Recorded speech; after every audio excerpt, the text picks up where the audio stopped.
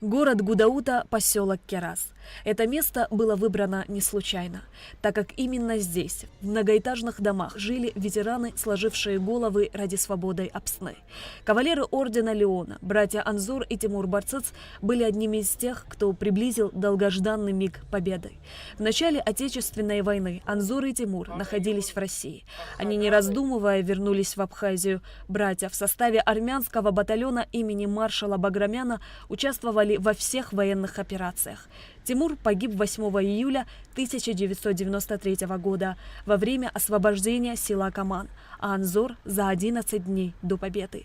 Ветеран войны Дмитрий Аргун поделился своими воспоминаниями о последних минутах жизни Анзора Барцыц. Ему сказали, что Анзор, твой брат погиб, или двоюродный, или родственник. Двое до этого погибал. Иди домой, мы за тебя отомстим, иди домой. Ни в какую, истерика была, плакал очень сильно. Хотел отомстить, говорит, хотя бы одного сейчас уложу, а потом уже пойду, говорит. Никто не мог его остановить.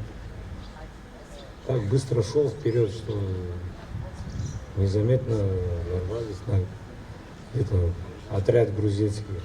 Храбрый и отважный воин. Так отзываются боевые товарищи Руди Кепкин.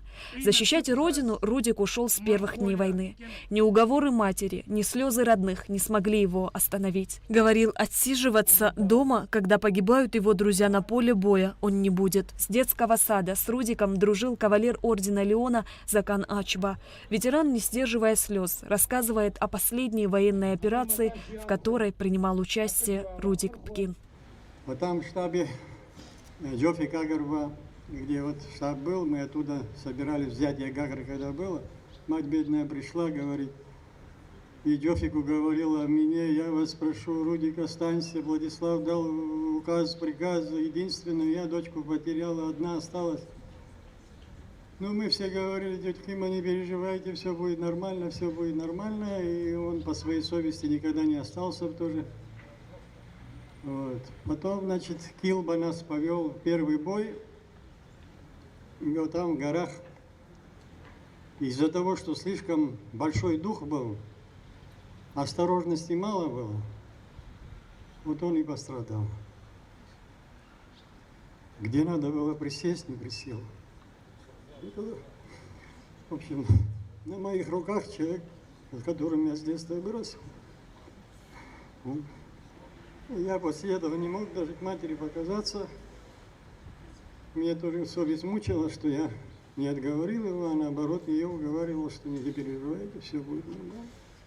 Мемориальную доску в память о ветеране Отечественной войны народа Абхазии Руди Капкин открыл его сын Дамей.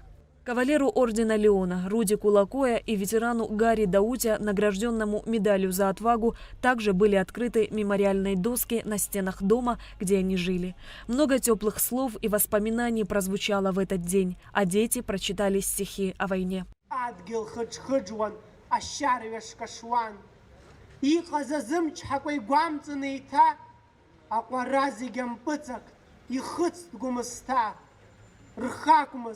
Апснакун ирымаз гурвяз, харперча жилан, и цон хацацац.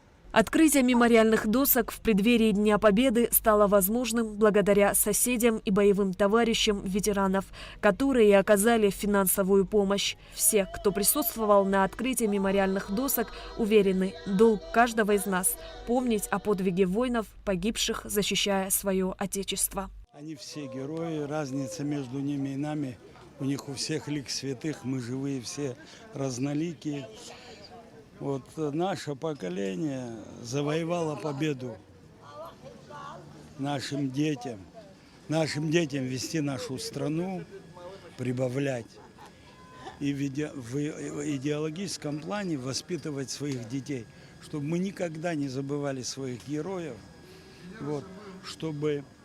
Вот все то, о чем мечтали наши братья, наши боевые друзья, достигнуто. Это независимость, это вот свобода, та, которую мы имеем. Наш народ победил в этой войне. Вот.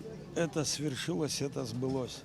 Мужество, проявленное абхазскими бойцами в Отечественной войне, навсегда останется в истории Абхазии.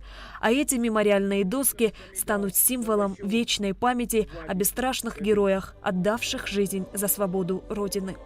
Шазина Ханагуа, Инвер Арджиня, Адам Арджиня, Абхазское телевидение.